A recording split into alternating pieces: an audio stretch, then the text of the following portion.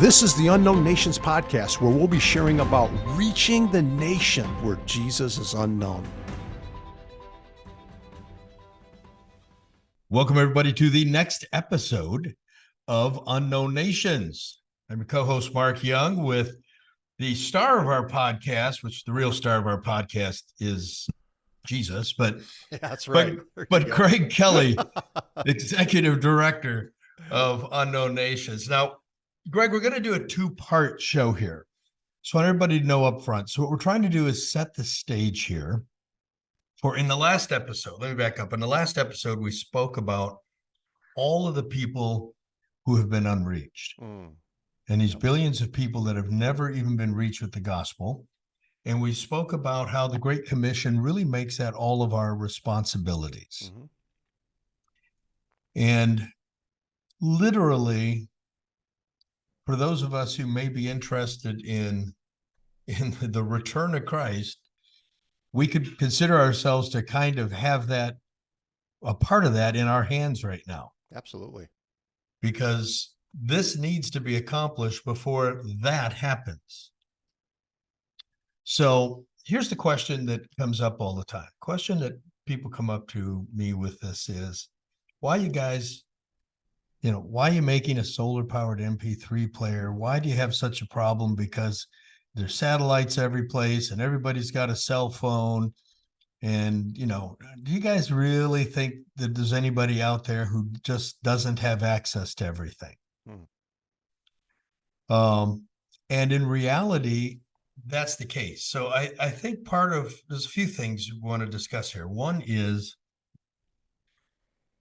we all view the world through our own experience. And our experience here in the U.S.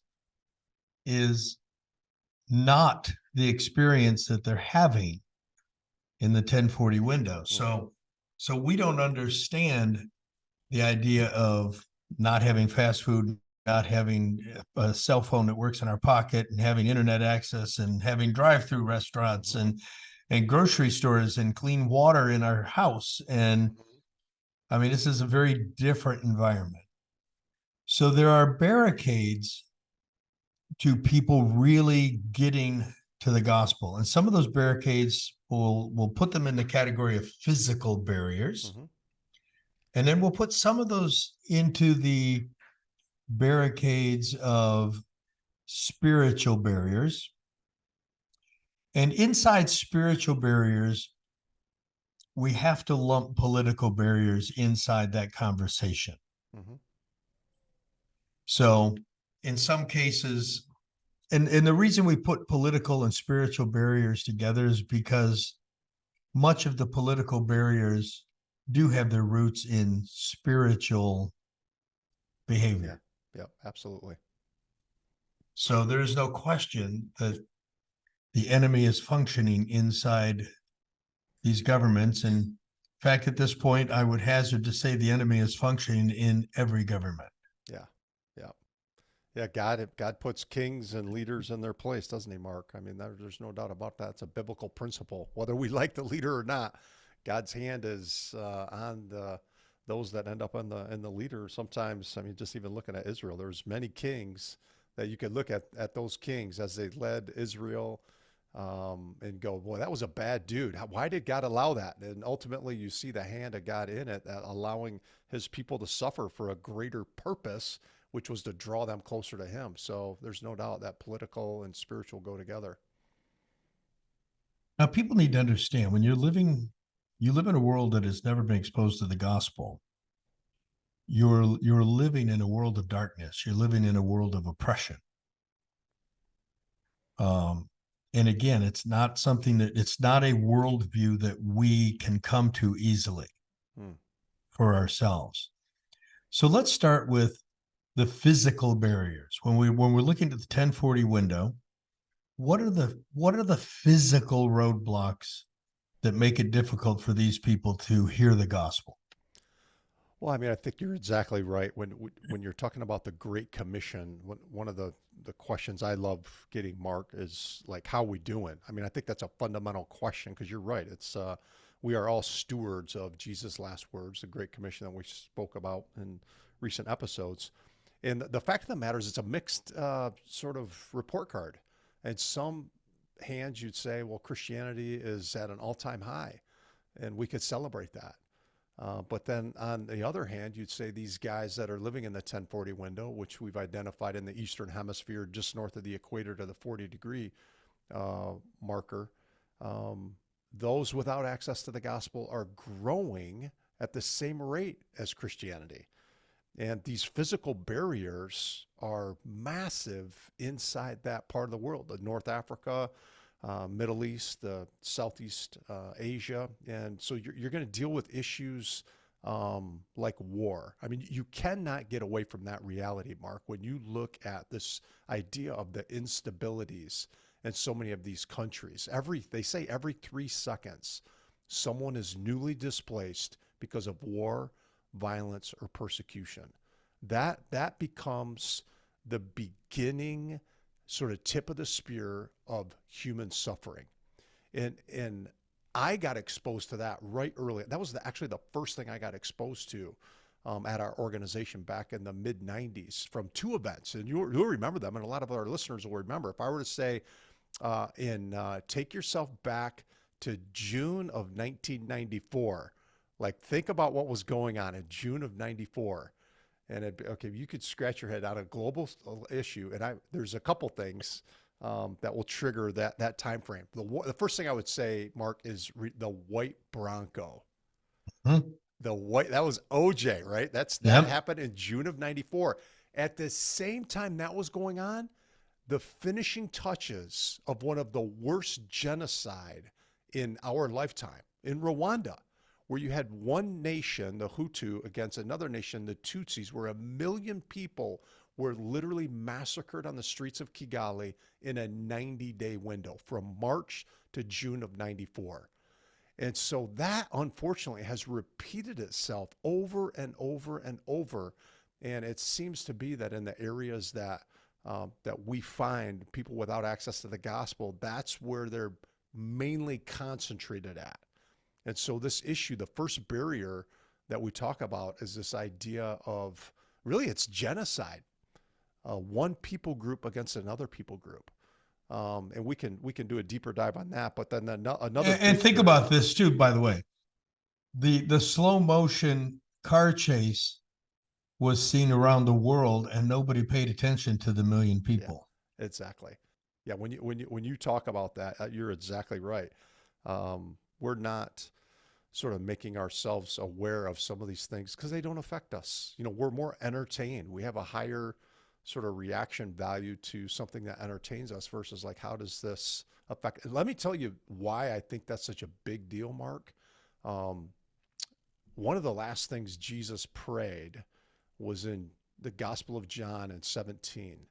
And his prayer, they consider this a high priestly prayer where Jesus is praying to the Father, and he says, Father, I pray that they would be one, just as you and I are one, so that the world would know the Father sent the Son.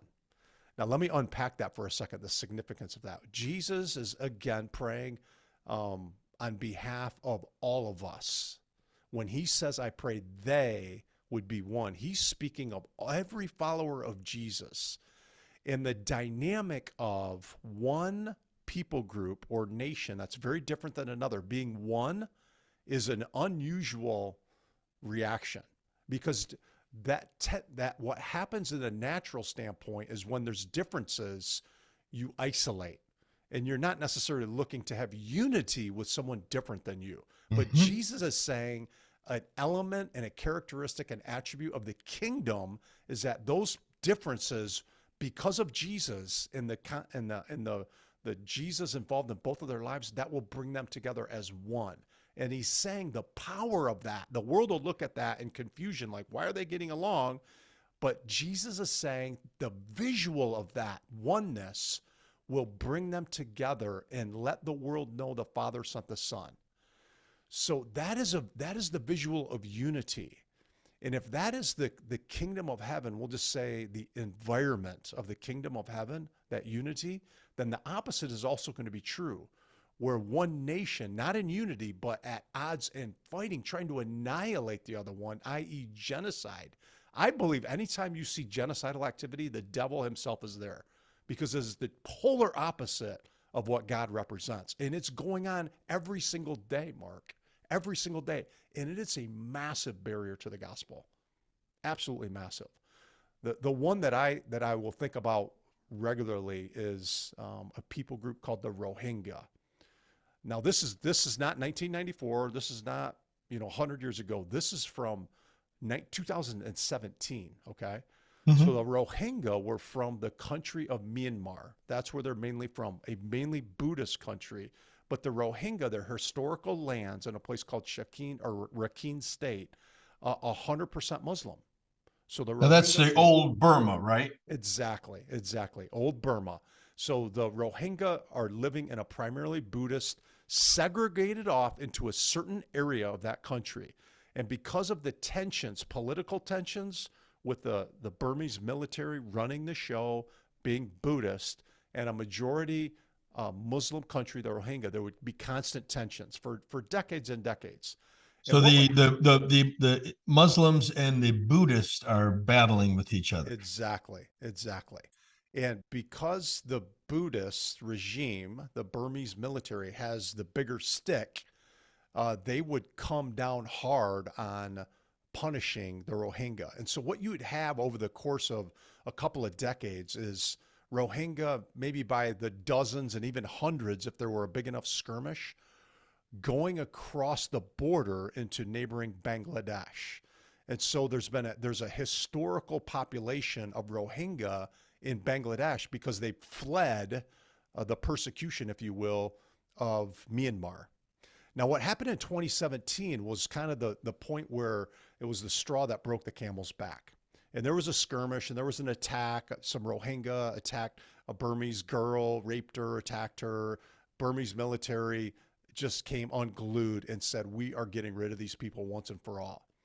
Mark, there is satellite imagery of Rohingya communities, because they all live in the same area of Myanmar, where one day they're just by the thousands. I mean, these are 1 million people. That's a big group of people. Right. That's a lot And of people. you look at that same satellite imagery a couple weeks later after the attack, and it looks like a nuclear bomb went off. They went in, they set on fire all of their businesses, all of their homes. There was accounts of, as the Rohingya are rushing and in panic, trying to get into Bangladesh, ripping young children from arms of mothers, throwing them in the fire. It was horrific. Think about that. 1 million people. That is bigger than the city of Detroit. Yeah, exactly. Imagine That's like you went into Detroit and a couple of the big suburbs and killed everyone. Killed everybody. And they as they pushed the Rohingya out of Myanmar, just to make sure their point was clear that you're not welcome here, they were putting landmines behind them as they were going across the border into Bangladesh. And now it used to be the refugee camp in a place called Dadaab in Kenya, because that's where we had done a lot of work among the Somalis. For 30 years was the largest refugee camp in the world. In a matter of 18 months, the Rohingya became the largest refugee camp in the world. 1 million people were pushed into Bangladesh. And so now you have the Rohingya living there in Bangladesh inside these refugee camps. And they're not welcome there either, are they? They're a stateless people. Bangladesh doesn't want them. Myanmar doesn't want them. They literally are a stateless people and living in these camps. So now there's children, the numbers are swelling because they're still having babies. And so you have them by the hundreds of thousands living in Bangladesh. And for many of these children, that's the only life that they would know. They were born in that refugee camp, and there is no prospects of them going back to Myanmar. They don't want to go back. And the Myanmar government, which was taken over by a military coup just a couple of years ago, they don't want them back. And so you can't get past this idea of the refugees and people being displaced. And it's a massive spiritual barrier. The church has to react to it. We have to react to that. And to me, it's an unprecedented opportunity. That's why we have such a massive influence inside of refugee camps. How do we get to them? What's the physical barriers that we're facing to try to get to these people? Yeah, I mean, for you or me, just to stroll into the camp like this would be very difficult. So that's where again the indigenous leaders come into play. So we have indigenous leaders who are inside of that in Bangladesh that will actually be able to go inside and minister to these people. Share. They do Christmas outreaches. They'll do community displays of just caring for the people. A lot of these people, particularly the Christians, because the sort of the oversight of the people with influence in these refugee camps are, in this case, Muslim, because the Rohingya are Muslim. And so imagine being a Christian. So now you're a minority. You're a Christian living in it's almost 100% Muslim people group. You're the last one to get any kind of the support that the UN would be providing, and on top of that, you're persecuted. So it's just living almost in hell, but it is an opportunity because the people who are refugees in so many places. And it's what's interesting, Mark, is the places where the majority of refugees are coming from, not where they're going to, but where they're coming from are places like Syria, Afghanistan, Myanmar, unreached countries. And so these people are coming out of those countries and going into neighboring countries. Like in the case of Syria, they're going to Lebanon, very accessible to the gospel in Lebanon. In Afghanistan, of course, they're going into Pakistan, very accessible to the gospel. And so those are the opportunities that the church has to take advantage of. We're just not doing it at the moment, but it's a big barrier. Now, what's the territory? What is the ground? What does the physical access for these people look like? What's the weather like in these areas? What natural conditions are they struggling with, if any? I think in a lot of the places, when you're talking about the 1040 window, you've got the Sahara Desert when you talk about North Africa.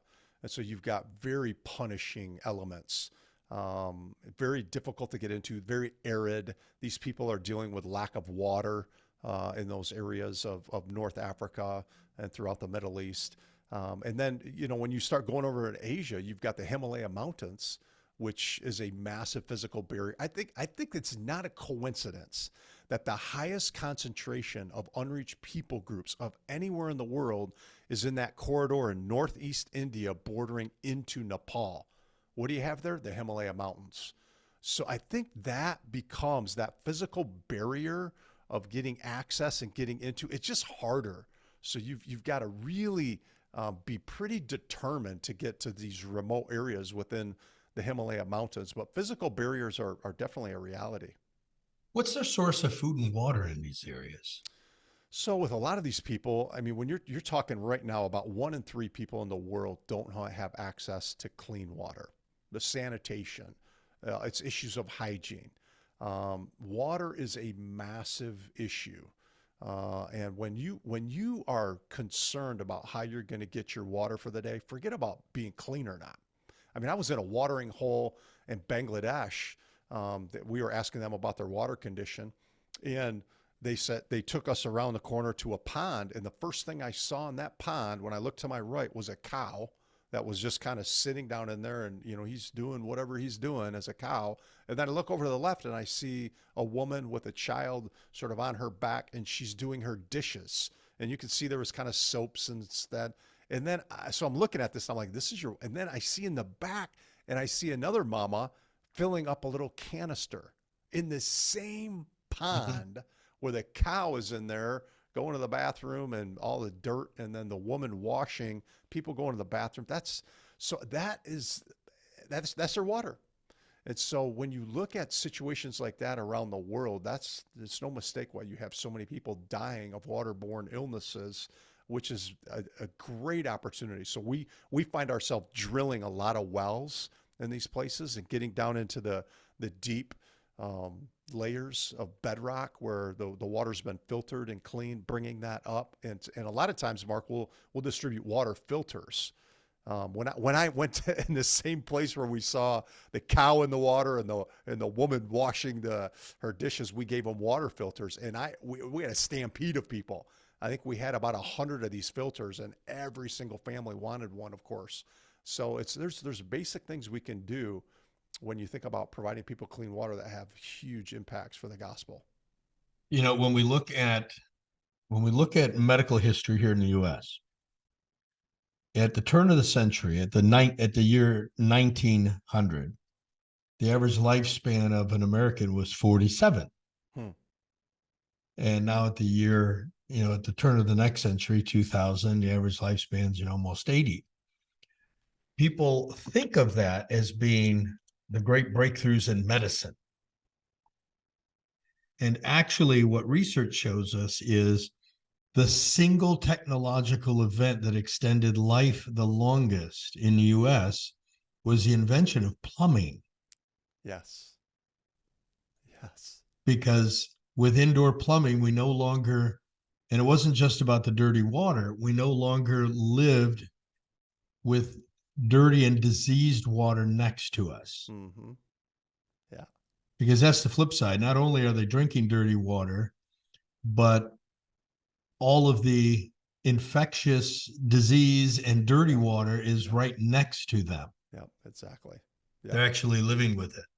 Right. What's the so now is this mostly all hot temperatures, or do they get cold temperatures? What are they dealing with temperature wise? Yeah, I think it's a mix of both. I mean, you're going to get areas in the northern Africa area where it's incredibly hot. I was just in a place among a people group called the Afar in sort of northern Ethiopia, and they had told me the week before I got there, they were like they were actually thankful. They're like, "Wow, we've really gotten more mild temperatures." It was 115. Oh my goodness. They were like last week it was 130 all Yeah, week long. things have really cooled off. Oh my goodness. Yeah, you're just and it looks like the landscape, it looks like you're on the moon and you're thinking, and oh, by the way, the Afar 1.3 million people that are 100% Muslim. And so it's harsh from a physical standpoint. You feel the oppression spiritually. It is just almost an unimaginable place to live. You couldn't even go outside. I mean, you wouldn't even think about it. Yeah, there's not, and there's not much that's going to grow in those kind of Yeah, temperatures. it's very difficult. It's very difficult. That's why the deep water wells become. I mean, water is life. That's I think when Jesus said that He's the living water, I love that metaphor because you have clean water and living water. There's a word in the Greek that's a reference to that. It's called Zoe. Mhm. Zoe literally means the living water. And so when we can think about water, not and all this humanitarian stuff, Mark, it's not from us. The three things we mainly focus on.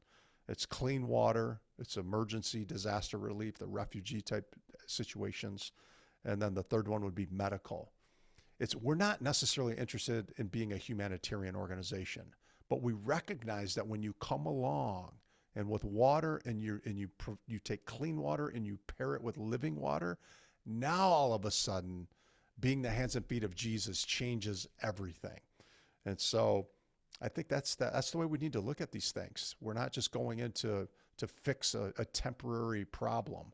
We're going in there to love them and bless them in a real way that shows we care unconditionally. But it's Yeah, really about that's their heart. human nature. I mean, we see the same thing inside our own country. Yeah. Let's say that we want to go down and evangelize to homeless people. Yeah. We're going to have a much better time evangelizing to them if we feed them. They're going to pay more attention if we're That's right. feeding them because one, they're not sitting there hungry, but two, it's like, okay, you cared about me. Yep. You did something nice for me. So, and there's this built-in mental trigger inside the human brain, and it's referred to as the laws of reciprocity. Mm-hmm. And the law of reciprocity, I tell you where it was, who really mastered the law of reciprocity was years ago, it was the Hare Krishnas. Mm. And remember, they would come up to you in the airport and they would push a Yeah. flower into your hand. There you go. Yes. You didn't like them. You didn't want their flower, but you felt compelled to hand them $1. Yeah. Yeah. And that's the law of reciprocity. They would know that if they gave you something, that for most people, the balance, the books are off balance now. Mm-hmm. Yeah. And when we walk into a village and we say, hey, we're going to fix your water problem, we're going to fix the sick cow problem, we're going to fix the sick child problem. there is a trigger that happens that says, I owe these people. Mm-hmm. And how can I repay them? Well, in many cases, they can repay us by paying attention. Yeah. Yeah. But that's a big reason. One, it's the right thing to do, but two, it's the way of getting people's attention. Mm-hmm. It's the way of being able to say, hey, we're not just here to sell you on Christianity. We're here to help you with your needs. And once they understand we care, then they'll be more likely to pay attention to us. Yeah, and when people are suffering and they've lost everything, I think of another physical barrier being natural disasters. Mm-hmm. These that when you've gone through a disaster and your entire village has been wiped out. I think of even the island country of the Philippines that runs north to south with thousands of islands, and the southern part is really being impacted by Islam from its southern neighbor Indonesia. Well, the interesting thing about the Philippines is of the top 12 disaster-prone cities in the world. So think of earthquakes, volcanoes, tsunamis, Mm-hmm. typhoons. 10 of them are in the Philippines. So it just gets pummeled by typhoons, especially that are coming sort of from the east and going, going from the east to the west.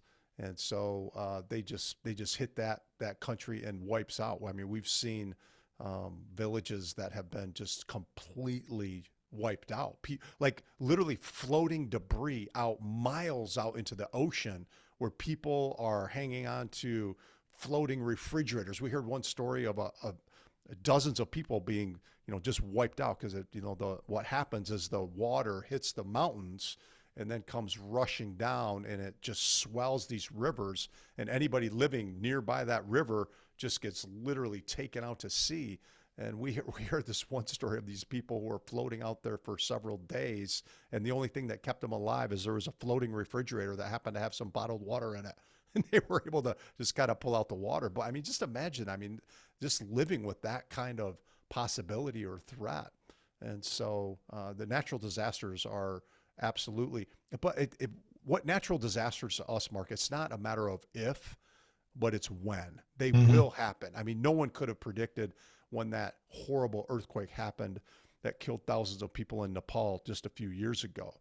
You don't know, you can't predict when that's going to happen, but you know that they are going to happen. And I think, again, the body of Christ being positioned to respond, because these people, you're not going to, we don't care whether they're Hindu, Muslim, Buddhist. That's not a precondition for us to help them. You want to come alongside of them unconditionally. And then that idea that you were talking about, the law of reciprocity, kicks in, because people, if they know you care, then they're going to care what you think and what was your motive to share with them. What's the transportation challenges there? Because I'm assuming they obviously don't have mass transit. Yeah. But do these people even have access to any kind of vehicle? Or is this mostly a walking society? Yeah, I mean, I think it depends on kind of where we're at. I mean, we're finding more and more unreached areas. I think of the largest unreached people group in the world, which happens to be in the country of Bangladesh, called the Sheikh.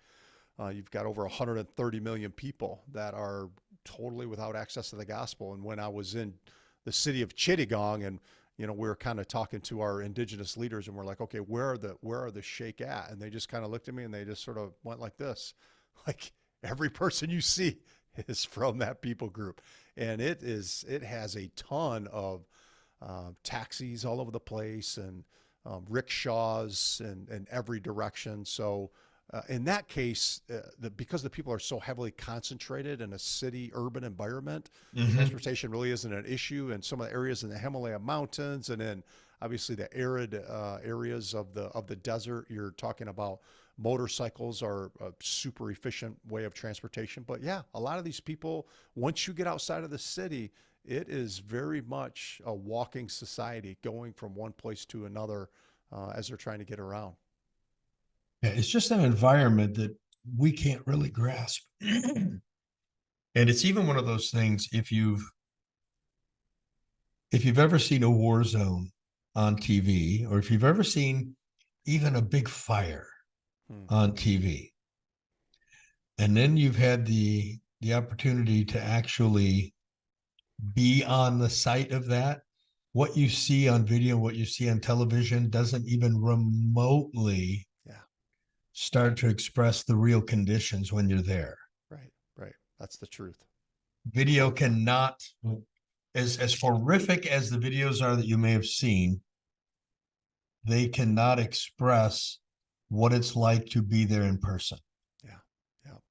Yeah. It's some of the places, the remoteness of them is absolutely the single barrier that would prevent you. When we were in the Philippines here most recently, they had put in roads that up until about 2 years ago, the only way you were going to get to any of these villages is on the back of a horse. Motorcycle wouldn't help you, bicycle wouldn't help you, even a Jeep wouldn't help you. You had to be on a horse to get there. And so when you think about the infrastructures and even thinking about the Romans, and one of the great advances that propelled the gospel forward in Roman society is the development of roads, and from east to west in every direction, because the gospel then went on those roads. And so when we talk about infrastructures and even obviously the internet and technologies, I mean, you and I, Mark, we're the first generation that you can spin a globe and stop your finger at any place and you and I could be there within 24 hours. That has never been able to be said of any other generation. And so when you have the advances in technology, it also propels the opportunities to get to these places. All right, so we covered the physical barriers. Let's get into the spiritual barriers. We're going to do that on a separate episode. So the next episode, we're going to talk about the spiritual barriers. And by the way, as overwhelming as the physical barriers sound, you're going to find that the spiritual barriers are equally or probably even more profound.